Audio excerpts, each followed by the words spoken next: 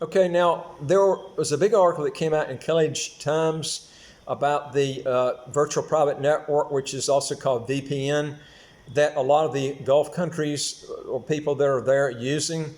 A lot of times the government has actually banned the download of VPNs, but they've become very, very strict on people using, going in sites that they're trying to block. Now, a lot of these long distance the services that people like to use, like WhatsApp, other services like MagicJack, Skype, that are long distance services. When I actually first got to the UAE, they allowed MagicJack and they also allowed Skype, but they blocked out the overseas phone calling, not the texting, but the overseas phone calling of WhatsApp.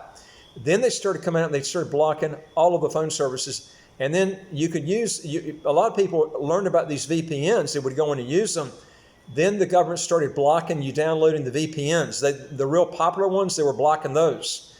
And they did it for a reason. It's against the law. Now, you'll hear stuff on different sites and everything. I'm going to read out what the government has said in this particular site about what's going to happen when you go in and you look at things that the government does not want you to look at, what can happen to you. And I'll tell you something, folks, if you're running a business and you're worried about stuff like this, because remember, the government can come in, throw your ass in prison, shut your business down if you break these laws.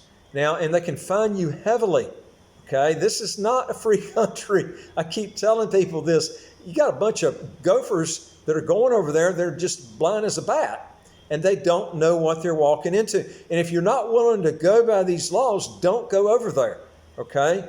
And right now in the GCC countries, these are countries that are in the Gulf, the VPN penetration is currently the highest in Qatar at 44.47% of the population, and followed by the UAE at 39.91%, and Oman, which is right next door to the UAE, at 24.79%.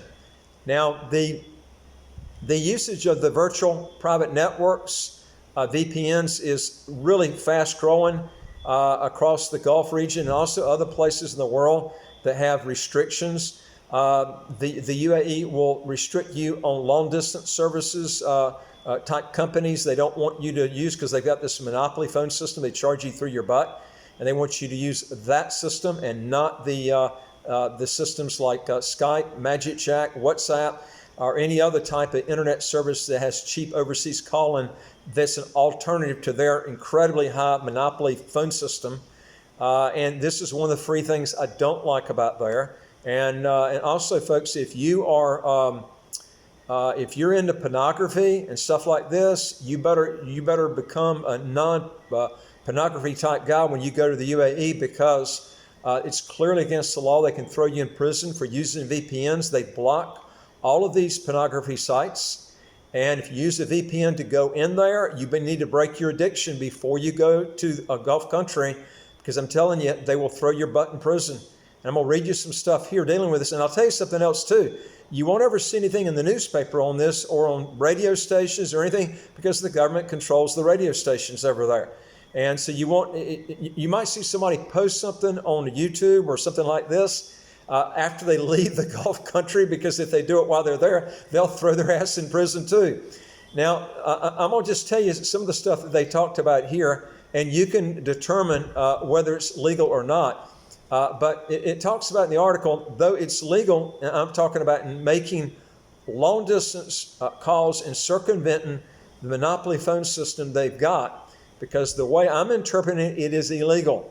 And if you're going to go over there and do it and you think that it's illegal, I would talk with a good lawyer before you do it and get him to put it in writing. So if something happens to you, you can go back and say, hey, this lawyer told me this, here's what he wrote. And before you start doing stuff like this, because it's serious stuff, folks. It's not like they slap your hand. They'll throw your ass in jail, heavily fine you. They can confiscate your property to pay the fine.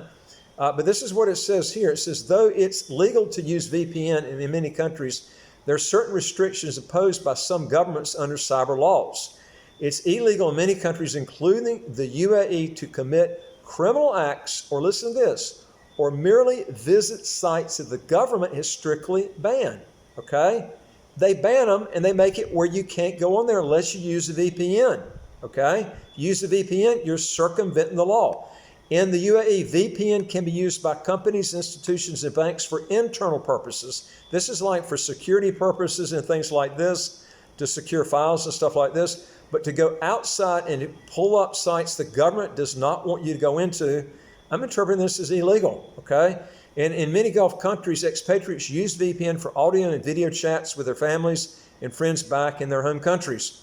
The usage of VPN in the UAE is not illegal if used as per the guidelines of the Telecommunications and Digital Government Regulatory Authority. The misuse can result in a heavy penalty as well as imprisonment for violating the local cyber law. Now, if they're blocking you from using phone services like MagicChat, WhatsApp, they're blocking you, it's got to be illegal, folks. Now, like I said, go talk to a good lawyer when you get there, but don't just go on these sites that are blocked and use VPNs. And next thing you know, somebody's knocking on your friggin' door and you're arrested and you're thrown in prison and heavily fined. Article 1 of the amended UAE cyber law states that the violators shall be punishable by temporary imprisonment and a fine not less than 500,000 dirhams and not in excess of 2 million dirhams, or either of these two penalties, whatever uses a fraudulent computer network protocol address by using a false address or a third-party address by any other means for the purpose of committing a crime or preventing its discovery. Doesn't have to be a crime. You're trying to prevent the government from you discovering that particular website, whatever it is. And the reason you're going to that other website is because the government has blocked it, okay? All right, now in the GCC, VPN penetration is currently, as I mentioned before, in Qatar at the highest, at 44%, UAE is 33%, and Oman it's 24%. Now in Asia, VPNs were mostly used to block, Western content and social media, and the government used these for a long time. Singapore leads with 29.59% of the population in Asia. And Singapore has a tough government there too on what you can do and what you can't do, followed by India at 25.27% during the first half of 2021.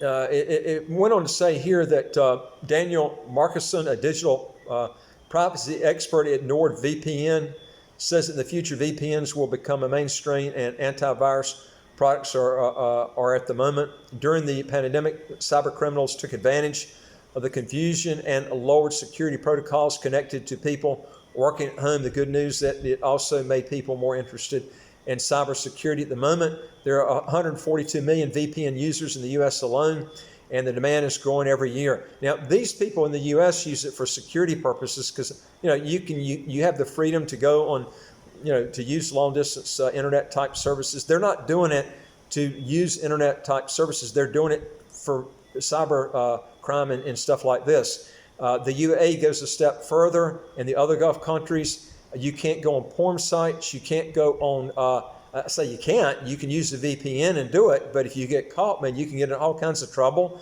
If you're circumventing their monopoly phone system and using other type services, I'm interpreting this, folks, it's stated right here. If you're circumventing the government, then they can come in and arrest you.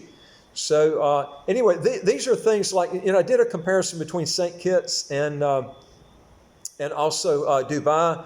St. Kitts doesn't have this. I don't know if anybody in St. Kitts even knows what a VPN is, because you're free to do all this stuff. It's a libertarian paradise. They let you do what you want to do as long as you don't inflict any sort of harm on someone else. If you want to go in and use long distance services, you don't have to use the VPN service. You can use WhatsApp. You can use MagicChat. You can use Skype. Any of these other internet type phone systems. The government in St. Kitts is free. They let you use the phone system when you want to use, okay? Your long distance. They've got a local long distance carrier, or you can use your own through an internet. That's the way it should be. If you run a business, you should be able to be free to run whatever business you want and not pay a ridiculous phone rates that you don't have to pay. Anyway, folks, if you want to learn more on this, go to our website, www.citizenshipquickly.com. Hit the top bar that says apply with us, fill out the questions, hit that bottom bar that says send it to us. Also, we've got a link below that you can go into directly to our website. And also, I would like to hear from you. If you got a question or comment, just put it below. And folks, don't forget to hit the subscribe button, the right of your screen right here. You get new videos automatically. And I look forward to talking to you on the next video. Take care.